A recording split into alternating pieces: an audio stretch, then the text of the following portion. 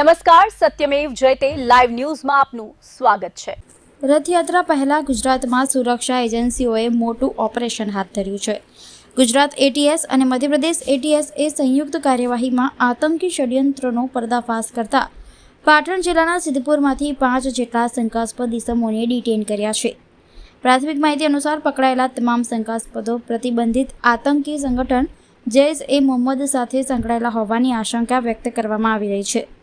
આ કાર્યવાહી દરમિયાન સ્થાનિક પોલીસને સાથે રાખીને સિદ્ધપુરના વિવિધ વિસ્તારોમાં મોડી સાંજ સુધી સઘન સર્ચ ઓપરેશન ચલાવવામાં આવ્યું હતું। સૂત્રોના જણાવ્યા અનુસાર મોડી સાંજ સુધી ચાલેલી પૂછપરછના આધારે આગામી દિવસોમાં આ સમગ્ર આતંકી નેટવર્ક અંગે વધુ મહત્વના ખુલાસા થઈ શકે છે।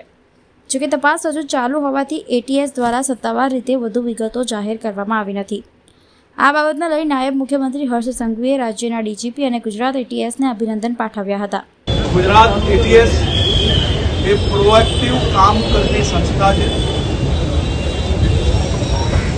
टूंक समय पहला गुजरात एटीएस आतंकवादी गतिविधियों जोड़े जोड़ाયેલા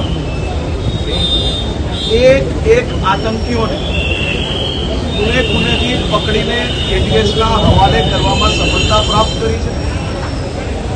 बीजू आजनी जो बात है, तहकीकात हमणां चालू है। संपूर्ण माहिती समय पर आप सौ लोगों ने आपवामां आवशे।